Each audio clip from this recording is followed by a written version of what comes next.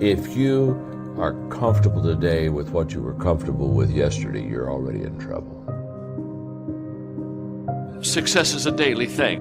You've got to make the decision by managing it, and you manage the decision on a daily basis. What you want to be tomorrow, you've got to do today. If you keep going, if you don't quit, you're going to get better. And you're going to get better, and you're going to get better. Hey, keep going. And then after that, you keep going. And then after that, you keep going. Because it's about what we do. It's about how we handle the situation. It's not about what happens to us, because things are going to happen. Disgust. Powerful emotion. Disgust says, I have had it. See, that could be the day. The day you can say, I've had it. And whether you've had it with something small or something major, the day you can say, I've had it, may not be the day it ends, but the day it begins. Get knocked down so you can learn how to fight, so you can hold your position. See, most people don't get out in the arena of life because they don't want to fight. Most people don't get out there because they don't want to get knocked down. They don't want to be dropped to their knees. But see, you're going to be dropped whether you're on the field or whether or not you're sitting on the sidelines. You're going to be dropped. So at least get dropped for something. Don't get knocked down while you're sitting down. See, that's how most people are spectators in life. You don't want to be a spectator. You want to get out in the field where the action is, and you will be amazed. After the struggle, there will be a calm period, and things will begin to click for you. What are you doing to make your next effort your best effort? Are you reaching deep down inside to fight through everything that you're going through right now? Or are you settling to be where you are at this current moment? The more you do, the more you realize you can do. You expand your capacity. You expand your potential. You expand your horizons. You expand your vision of yourself and of life. You expand your participation in life. You're involved in life more.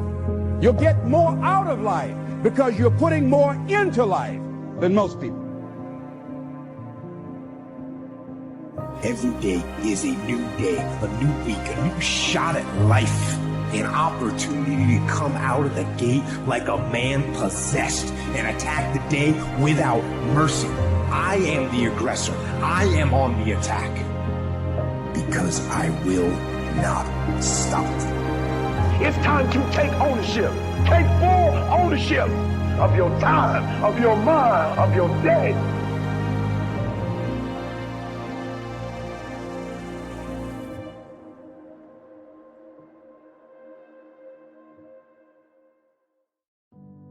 Here's a most important question to spend some time answering.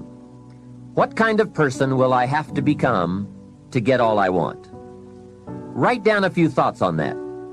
Write down some skills you'll have to develop, for example, and some of the things you're going to have to learn. Just spend a little time writing a few sentences on this. What kind of person will I have to become to get all I want? The answer to this will give you some personal development goals. Guarantee you that as you begin to give more of yourself in your work, give more of yourself in your marriage, give more of yourself in your relationships with your families and friends, give more of yourself to your talent, to your vocation, to your job or your business, as you begin to set high standards for giving that which you have been given to share in the universe, I guarantee you that life takes on a whole new dimension, that you'll be happier.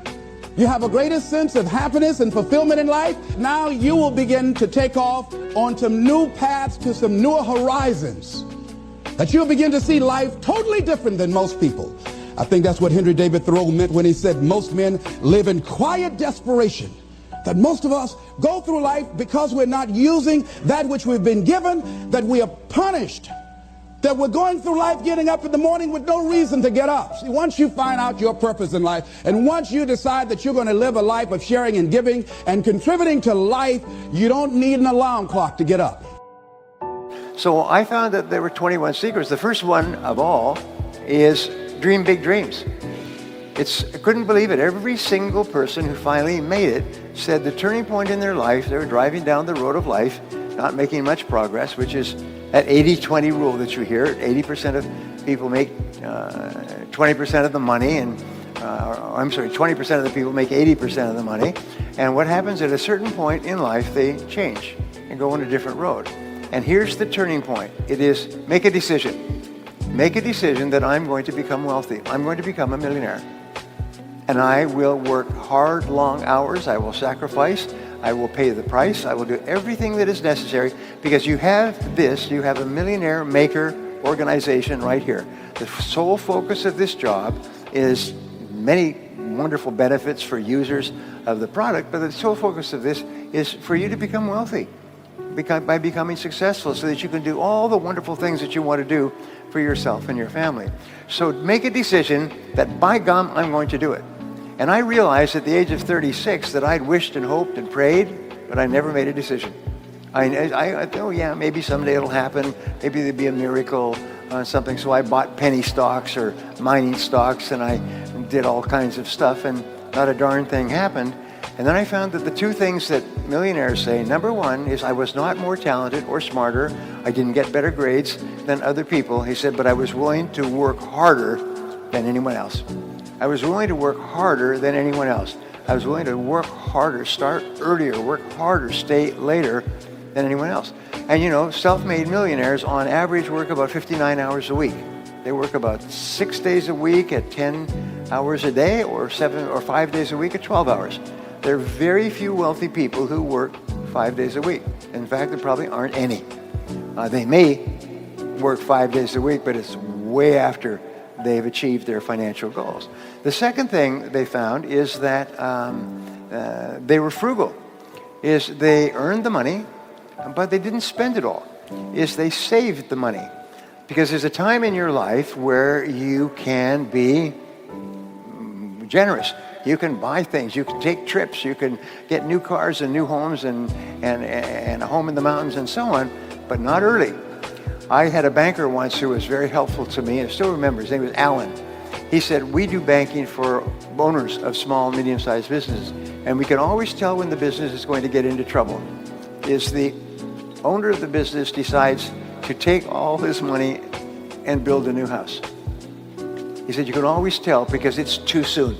Is they spend their money too soon. If they waited another 5 years, they could have bought or built a house without a problem. But what they do is they start to get some progress and they start to go a little bit wild. So your job is to become a self-made millionaire, and LifeVantage's job is to help you get there, and my job is to tell you what to do. I'm going to show you the recipes and the formulas that you can use. And sometimes it just takes one choice. And remember, 87% of millionaires and billionaires are self-made. They started with nothing. And nobody's smarter than you, and nobody's better than you. Nobody's smarter than you, nobody's better than you. If somebody else can do it, especially with all the disadvantages that many people start off with, if someone else can do it, you can do it as well. That's the proof. Abraham Lincoln once said that some become wealthy is proof that all can become wealthy. It's just the very fact that a person does well, it's proof. If they started with nothing and they became wealthy, well, there's the proof you can do it as well. Just do the same things over and over again.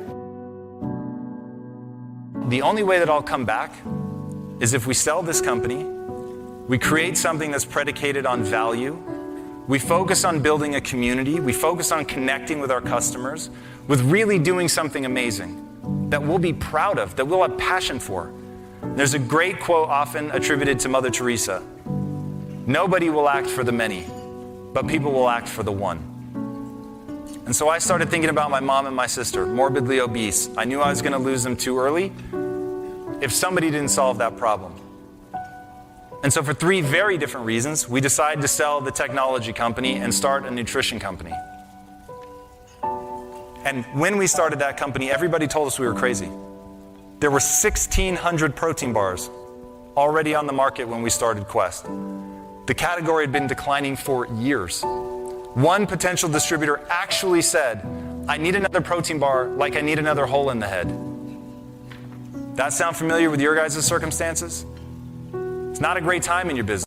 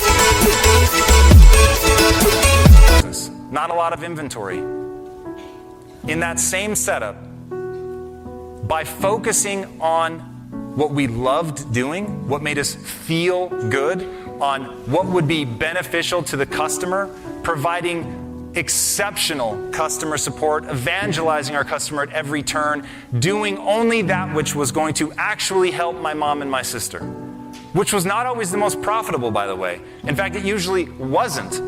But it made us feel good about who we were. And so we didn't know if we were going to build a big business, but we knew that we were going to believe in it. We knew that we were going to be passionate.